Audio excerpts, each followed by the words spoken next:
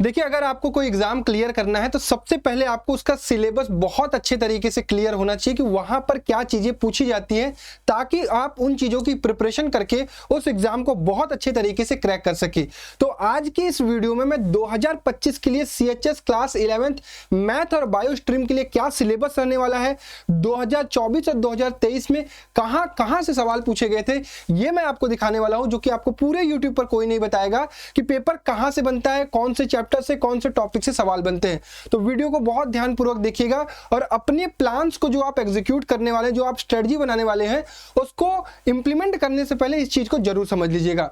देखिए, आप सभी लोगों को पता है कि आपका पेपर जो है वो मई में होने वाला है। 7 मई को आर्ट्स वालों का, 8 मई को कॉमर्स का, 9 मई को बायोलॉजी का, 10 मई को मैथ का होने वाला है और 9th वाले बच्चों का 11th मई का। मैं सबका सिलेबस 2025 के लिए डिटेल में वीडियोस बना रहा हूं, तो जिसको जिसको जो वीडियो चाहिए कमेंट बॉक्स में कमेंट कर देना।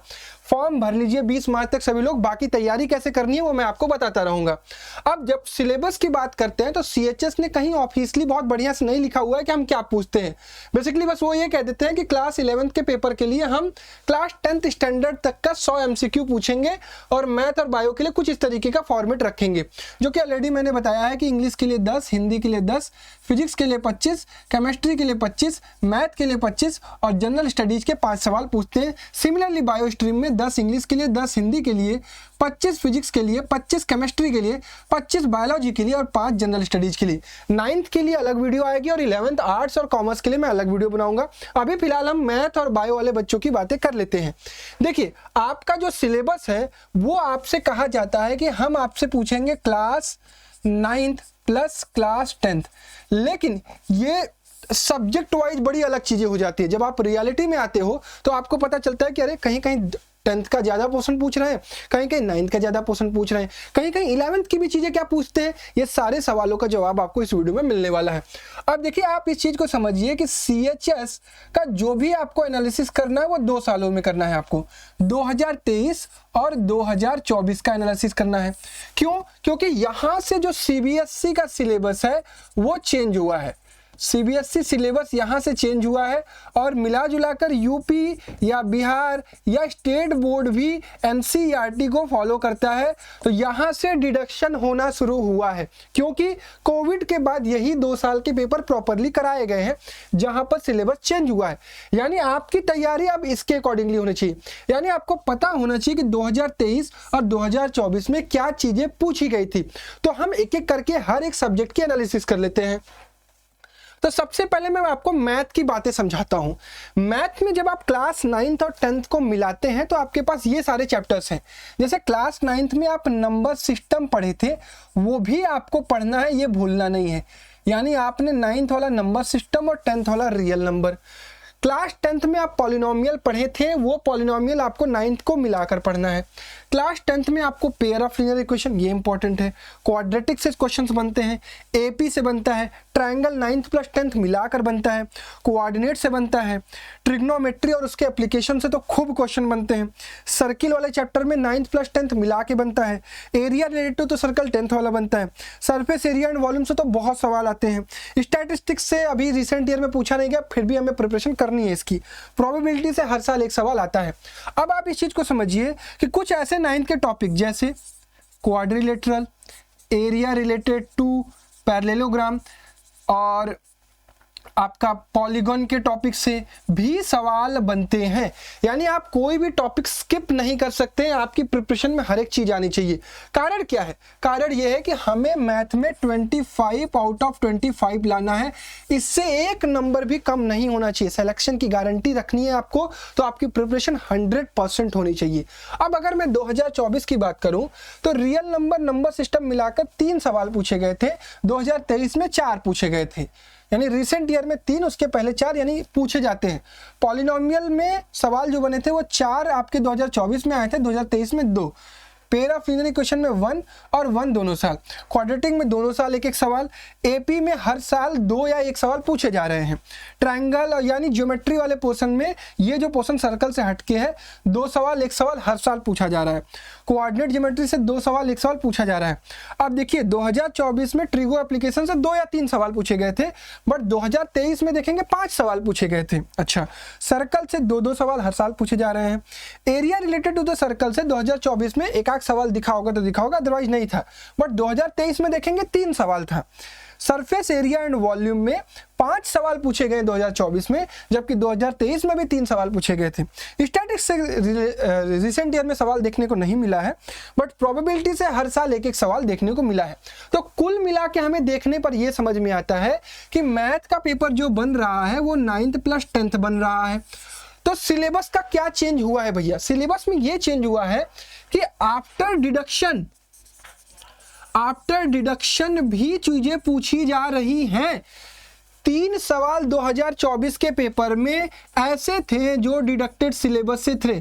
3 आउट ऑफ सिलेबस जो सवाल पूछे गए वो आपके सिलेबस का हिस्सा नहीं था। जैसे area related to the triangles, अभी हम एक आपके लिए बहुत बेहतरीन वीडियो बना रहे हैं रियलिटी ऑफ सीएचएस एग्जाम, जिसमें हम आपको हर वो क्वेश्चन दिखाएंगे जो आउट ऑफ सिलेबस पूछा गया है। तो यानी कुछ ऐसी चीजें भी हो रही हैं जिसके लिए आपको वेल प्रिपेयर्ड रहना है। देखो 25 आउट ऑफ 25 लाने के लिए आपको थोड़ा सा आगे बढ़कर काम करना पड़ेगा। तो ये सिलेबस तो आपको करना ही करना है, बट कुछ ऐसी चीजें जो आपसे कभी कभी पूछ दी जा रही हैं उनको भी स्किप नहीं करना है, वो हम आपको चीजें करानी है। तो चेंजेस ये हैं कि रिलेटेड से भी 2023-2024 में सवाल पूछे गए थे, उसकी भी तैयारी करनी है। अब इसके बाद कुणाल सर आपको फिजिक्स में, केमिस्ट्री में, बायोलॉजी में और इंग्लिश में क्या क्या पूछा गया 2023 और 2024 में डिटेल में समझा रहे हैं, तो उसको ध्यान से सुनिए। उसके बाद हम बात करेंगे हिंदी की। तो अब बात करते हैं साइंस के लिए कि साइंस में किस तरीके का पेपर आपका 2024 में पूछा गया था।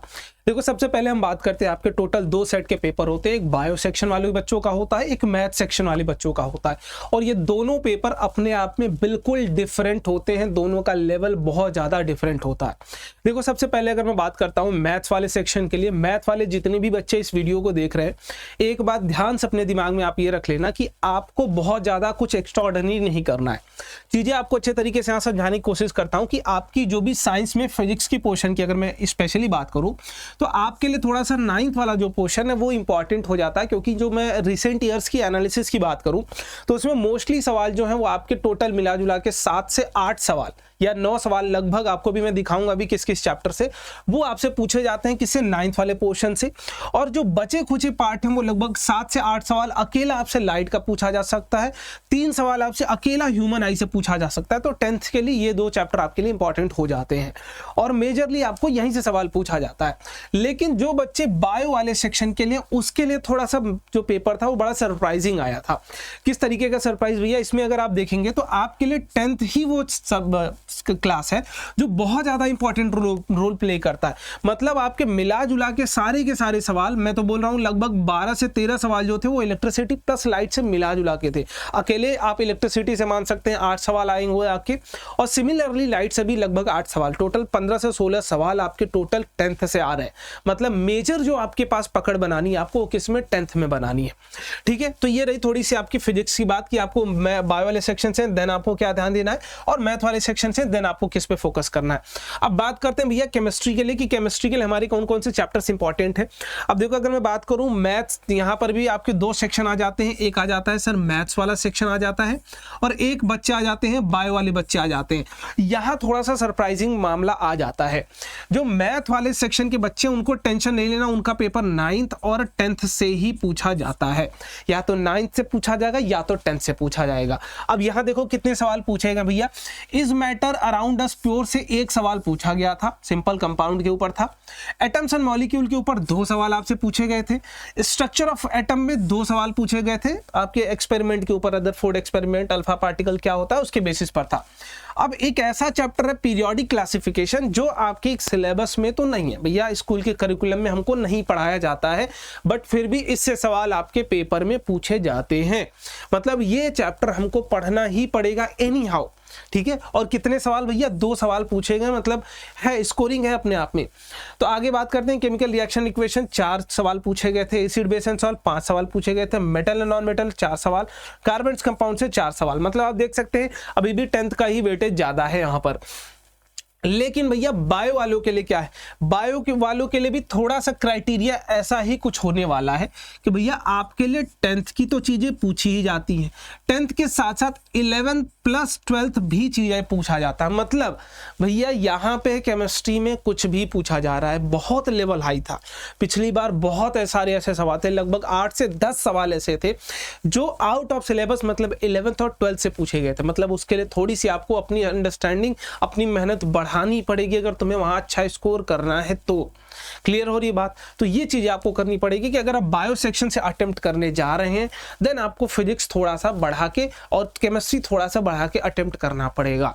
ठीक है, चलिए आगे बात करते हैं भैया बायो के लिए। बायो के लिए आपको ज्यादा परेशान नहीं होना है।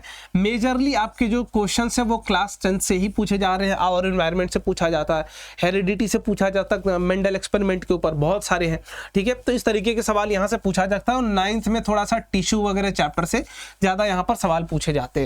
तो 9th प्लस 10th का बैलेंस कॉम्बिनेशन रहता है, बट जो मेजर पार्ट है वो 10th से ही रहता है। तो आपको 10th ही फोकस करके जाना है बायो वाले बच्चों के लिए। ठीक है, 9th भी आपको करना है। बेसिकली यहाँ दोनों को बैलेंस करके चलना। और सिंपल सी बात क्या मैं बोलूं भैया, एक लाइन कि एनसीईआरटी क्वेश्चन इसके ऊपर नहीं था, एनसीईआरटी लेवल पे काम चीजें हो जाएंगी, आपकी डन हो जाएगी। थोड़ी बहुत प्रैक्टिस आपको अलग से करना पड़ेगा। अब बात करते हैं भैया थोड़ी बहुत इंग्लिश के लिए कि इंग्लिश के लिए कितना करें। एक मन में होता है फीलिंग ऑफ अफ्रेड होता है आपके मन में भैया कि कैसे चीजें करें, डर होता है। तो इसके लिए ज्यादा टेंशन नहीं लेनी है, आपको थोड़े थोड़े कर लेने काम। अब सवाल कितना कितना पूछा गया तो उसकी बात करते हैं। एक नाउन के ऊपर सवाल पूछा गया था, एक आपकी यूजेस ऑफ प्रिपरेशन के ऊपर 2 सवाल पूछे गए थे, अगला इंप्रूवमेंट ऑफ सेंटेंस का 1 सवाल था, एंटोनिम सिनोनिम्स 2-2 सवाल दोनों से पूछे जाते हैं और स्पेलिंग करेक्शन के ऊपर भी 2 सवाल पूछे थे, करेक्ट स्पेल के ऊपर। तो इतने ही आपके सवाल यहाँ पर पूछे गए थे। अब मैंने बोला था आपको कि मैं लास्ट में दिखाऊंगा कि किस चैप्टर से कितने सवाल पूछे गए थे बायो वाले सेक्शन के लिए, ये सॉरी मैथ वाले सेक्शन के लिए, मैथ्स वाले सेक्शन के लिए बात कर रहा हूं अगर मैं। तो मैथ्स वाले बच्चे जो हैं उनके लिए कौन कौन से क्वेश्चन किस चैप्टर से पूछे गए थे। लाइट से टोटल 8 सवाल पूछा गया था, ह्यूमन आई से 3 सवाल पूछा गया था, मैग्नेटिक फील्ड से 2 सवाल पूछा गया था, मोशन से 4 सवाल था, वर्क एनर्जी पावर से 3 सवाल था, ग्रेविटेशन से 2 सवाल था। अब जितने भी बचे खुचे सवाल हैं, अगर 1-2 क्वेश्चन बच जा रहे हैं मतलब वो आउट ऑफ सिलेबस थी, ये मान के चलिएगा। 9th और 10th के सिलेबस से इतने ही सवाल आपसे पूछे गए थे पिछले साल, और इस साल भी आपको यही करना है कि मुझे, अगर आप बायो से कर रहे हैं तैयारी या फिर मैथ से कर रहे हैं, मैं दोनों के लिए बोल रहा हूं आपको कि जो चीजें करनी है वो आप इतना ही करिए, इससे ज्यादा कुछ भी करने की जरूरत नहीं है। वो क्या है भैया कि पहले हमको 9th की चीजें कंप्लीट कर लेनी है, फिर 10th की चीजें कंप्लीट कर लेनी है, फिर कुछ क्वेश्चंस एडिशनल प्रैक्टिस करने पड़ेंगे, एडिशनल कॉन्सेप्ट्स की प्रैक्टिस करनी ही पड़ेगी, बिना उसके आपके सिलेक्शन नहीं होने वाला, इतना आप समझ के रखो। ये एडिशनल पार्ट आपको करना ही पड़ेगा जो कि आपकी क्लास 11th के बेसिक्स को मर्ज कराएगा, जो आपकी क्लास 12th के कुछ क्वेश्चंस को मर्ज कराएगा। तो ये एडिशनल पार्ट ही वो क्राइटेरिया है जिससे बच्चों में डिफरेंस क्रिएट किया जाता है कि हाँ आप एक्चुअल कैंडिडेट हैं, आप रियल कैंडिडेट हैं, आपका सिलेक्शन क्यों कराया जाए वहां, क्योंकि वो कॉम्पिटिटिव लेवल का एग्जाम है अपने आप में। ठीक है, और जिसको हम लोग अपने बैच में बहुत ही प्रॉपर तरीके से, अच्छे तरीके से कवर करने वाले हैं। हर एक तरीके के सवाल मैं आपको लगवा दूंगा, उससे बाहर डायरेक्टली आपके एग्जाम में तो नहीं पूछा जाएगा। हाँ, पॉसिबिलिटी जरूर ऐसी रहेंगी कि बहुत अगर आउट ऑफ कॉन्टेक्स्ट चले गए देन वो बात अलग है, बट हम अपनी पूरी कोशिश करेंगे कि जितना भी चीजें घुमाई जा सकती हैं वो सब कुछ यहाँ प्रैक्टिस कर लें। ठीक है, देखिए यहां तक आपको चीजें समझ में आ गई। अब बात करते हैं हिंदी में क्या क्या चीजें पूछी जा रही हैं 2023 और 2024 में, जनरल स्टडीज में कैसे सवाल आते हैं, उसकी तैयारी कैसे करनी है, सुन लीजिए। अब देखिए चैप्टर्स तो बहुत है, ये सारे चैप्टर इंपॉर्टेंट है क्योंकि कभी भी कहीं से भी पूछ दिया जा सकता है। जैसे भाषा एवं वर्ण विचार, हिंदी व्याकरण, पद परिचय, शब्द विचार, संधि, समास, पर्यायवाची शब्द, विलोम शब्द, वाक्यांश के लिए एक शब्द, अनेकार्थी शब्द, उपसर्ग प्रत्यय, मुहावरे लोकोक्तियां, वर्तनी शुद्धि, वाक्य शुद्धि, वाक्य विचार, रस, छंद, अलंकार, अपठित गद्यांश, रिक्त स्थानों की पूर्ति, प्रमुख रचनाएं एवं रचनाकार। ये कुल मिला के 21 चैप्टर आपको दिख रहे हैं, बट इसमें कुछ ऐसे चैप्टर हैं जिससे रिपीटेड सवाल हर बार पूछे जा रहे हैं। जैसे संधि, संधि से 2024 में 2, 2023 में 1 सवाल, समाज से एक सवाल 2024 में पूछा गया था। भाषा एवं वर्ण विचार से एक सवाल पूछा गया था 2023 में। विलोम शब्द से 2023 में एक सवाल पूछा गया था। वाक्यांश के लिए एक शब्द में से 2024 में 2 सवाल और 2023 में 1 सवाल पूछा गया था। मुहावरे तथा लोकोक्तियां से हर साल सवाल आ रहे हैं। 2 सवाल आपका 2024 में, 1 सवाल 2023 में। वर्तनी शुद्धि से भी 2023 में सवाल पूछा गया था एक। वाक्य विचार से भी 1 सवाल 2023 में पूछा गया था। रस से हर साल सवाल आ रहे हैं। 2 सवाल 2024 में, 1 सवाल 2023 में। छंद से नहीं, अलंकार से 1-1 सवाल हर साल पूछे जा रहे हैं। प्रमुख रचनाएं भी कभी कभी पूछ ली जा रही हैं, 2023 में पूछा गया था। तो ये कंप्लीट हिंदी का सिलेबस है, जिसमें कुछ ऐसे चैप्टर्स जो आपको 2023-2024 के दिख रहे हैं वो आपके लिए इंपॉर्टेंट है, जो मैंने टिक लगा दिए हैं, इनको आपको स्किप नहीं करना है। ये सारे वो चैप्टर हैं जिससे लगभग हर साल सवाल देखे जाते हैं, जो 10 सवाल पूछे जाते हैं। अब भैया जनरल स्टडीज में क्या करना है? देखो, जनरल स्टडीज के 5 क्वेश्चन आपको पूछे जाएंगे। अब जनरल स्टडीज का जो सिलेबस होता है बहुत वास्ट होता है। करंट अफेयर से भी चीजें पूछी जा सकती हैं। प्रीवियस क्लासेस 6, 7, 8, 9, 10 के भी हिस्ट्री, ज्योग्राफी, पॉलिटी, इकोनॉमी से चीजें पूछी जा सकती हैं। यानी हमें इसकी अलग से बहुत तैयारी नहीं करनी है। हमें 5 नंबर के लिए नहीं परेशान होना है। हमें यह सोचना है कि वो 95 का जो सिलेबस है, जो डिफाइंड है, उसमें 95 में हम 90 कैसे स्कोर करें, 85 कैसे स्कोर करें, 80 कैसे स्कोर करें, उसके लिए जान लगाना है। तो उसकी तैयारी के लिए आपको हम पर भरोसा रखना है कि आप हैं भैया तो हम कर लेंगे। तो कमेंट बॉक्स में लिखो आई विल क्रैक CHS। उसके लिए देखो, मैं आपको कहता हूं ना कि आप हम पर ट्रस्ट करो। ये जो 2024 का मैं रिजल्ट दिखा रहा हूं, मैं पढ़ाया हूं। मैंने खड़ा होकर 45 दिन आपको रोज लाइव क्लासेस लेकर आपके साथ डाउट क्लियर करा के, आपको वो मटेरियल दिखा के, आपको वो मटेरियल करवा के, जिससे उठकर एग्जाम में क्वेश्चन पेपर बना है, जहां से सवाल बने हैं, वो चीजें पढ़ाई हैं बच्चों को, जो सिलेबस का पार्ट है, जहां से चीजें पूछ जाती है। और हाँ, ये काम मैंने 2024 के ही प्रिपरेशन में किया था अपने प्रहार बैच में, कि डिलीटेड सिलेबस भी पढ़ाया था, ताकि बच्चों को अगर कोई चीज एडवांस पूछी जाए तो उसका स्किप नहीं होना चाहिए। आप हमारे प्रीवियस क्लासेस के बच्चों से पूछ सकते हैं। अब 2024 का रिजल्ट आ गया है, तो आपका भी 2025 में रिजल्ट आएगा। उसका तरीका यह है कि आप प्रहार 2.0 में, जो हम 2025 के बैच के लिए 11th मैथ बायो के लिए बनाए हैं, इसमें आप एकदम निश्चिंत होकर एनरोल कर सकते हैं। रैंकर्स फाउंडेशन के ऐप पर प्रोसेस क्या है सब बता दूंगा। बैच कब से स्टार्ट हो रहा है ये भी आके आपको समझा दे रहा हूं। मेक श्योर कि आप प्ले स्टोर से इस ऐप को इंस्टॉल करिए और इस बैच में एनरोल करिए। क्या क्या चीजें मिलेंगी बता दे रहा हूं। 5 सब्जेक्ट हम लोग कवर कर रहे हैं। लाइव क्लासेस होंगी, यानी हम आपको ऐसे लाइव आकर पढ़ाएंगे आपके डाउट को लेते हुए। इनकेस आपकी क्लास छूट जाती है तो आपको रिकॉर्डिंग मिलेगी, वो ऐप में ही रहेगी। आपकी क्लासेस की आपको नोट्स मिल जाएगी, स्टडी मटेरियल PDF फॉर्म में मिलेगा। प्रैक्टिस सीट, ऐसी प्रैक्टिस सीट जहां से आपको डायरेक्ट सवाल उठकर आते हुए एग्जाम में दिखेंगे। ऑनलाइन टेस्ट भी होगा आपका, ताकि आपकी प्रिपरेशन हमेशा मजबूत हो सके। इंग्लिश हिंदी के क्लासेस हम रिकॉर्डेड देंगे, कि हम अपनी एक स्ट्रेटजी बनाकर बच्चों को प्रिपरेशन कराते हैं, और मुझे उस स्ट्रेटजी पर भरोसा है कि अगर आप ऐसे काम करेंगे तो आप सिलेक्शन लेंगे। जीके के लिए हम वो स्टडी मटेरियल आपको प्रोवाइड करेंगे जहां से आप 5 नंबर का वो जो काम है ना, कुछ चीजें हो जाए कि आपको कॉन्फिडेंस रहे। कोई क्वेरी होती है तो आप मुझे कॉल करिए, मेरा नंबर है ये, मैं इसको कॉल रिसीव भी करता हूँ। मैसेज करिए मुझे, बट कोर्स रिलेटेड कोई क्वेरी हो, जेन्युइन क्वेरी हो तभी ना, मुझे परेशान नहीं करना है बच्चा। बैच रिफंडेबल नहीं है, तो आप सोच समझ के आपको इसमें एनरोल करना है। ये बैच स्टार्ट हो रहा है 21 मार्च से। कब से? 21 मार्च 2025। पहली क्लास आपकी सभी सब्जेक्ट्स की YouTube पर फ्री होगी। आप आकर देखेंगे कि हम कैसे काम करते हैं, आपको चीज़ें बहुत अच्छे समझ में आएंगी। 21 मार्च 2025 से बैच स्टार्ट होगा, तो मेक श्योर कि आप 20 मार्च तक इसमें इनरोल कर लें। इसकी प्राइसिंग कितनी है? देखो 1499 प्राइसिंग है। इससे कम कर कर हमने इसको 1199 कर दिया है। जाओ आराम से इनरोल करो यार, काम ऐसा कर रहे हैं जो तुम्हें फ़ायदा होगा जिससे। तो 1199 इसकी प्राइसिंग है। फटाफट से जिसको भी बच्चों को इनरोल करना है ऐप में जाकर इनरोल कर लीजिए। ऐप कहाँ कहाँ मिलेगा? प्ले स्टोर पर सर्च करिए रैंकर्स फाउंडेशन, रैंकर्स फाउंडेशन का ऐप इंस्टॉल करिए। पेड कोर्स में जाइए, इस पर क्लिक करिए। क्लिक करेंगे आपको ये प्रहार 2.0 दिखेगा। यहाँ पर बाय नाउ पर बस आपको सीधा क्लिक करना है। बाय नाउ पर क्लिक करने के बाद पे ऑनलाइन करिए। कोई भी कूपन कोड वगैरह आपको अप्लाई नहीं करना है, मैंने आपके लिए ऑफ कर दिया है डायरेक्टली, तो आपको परेशान नहीं होना है। बस आप इस बैच में एनरोल करिए। कुछ कंटेंट आपको देखने को मिलेगा जहां पर आपको 2024 का पेपर, उसका सॉल्यूशन, 2023 का पेपर, 2019 का पेपर, 2017 का पेपर, सब प्रीवियस ईयर पेपर भी आपको मिल जाएगा वहाँ पर। और क्लासेस भी 21 मार्च से स्टार्ट हो जाएंगी। तो मेक श्योर कि उससे पहले आप इनरोल कर लें और एकदम निश्चिंत होकर इसमें तैयारी करने के लिए आएँ। जैसे जैसे हम चीज़ें करवा रहे हैं मिलकर काम करेंगे, और डेफिनेटली अगर आप अपना 100% देते हैं जैसे मैं देने के लिए तैयार हूँ, तो हम इस एग्ज़ाम को क्रैक भी करेंगे। ठीक है, तो फिर मिलते हैं बैच में, तब तक के लिए अपना ख्याल रखिए। Bye bye everyone, love you all and जय हिंद।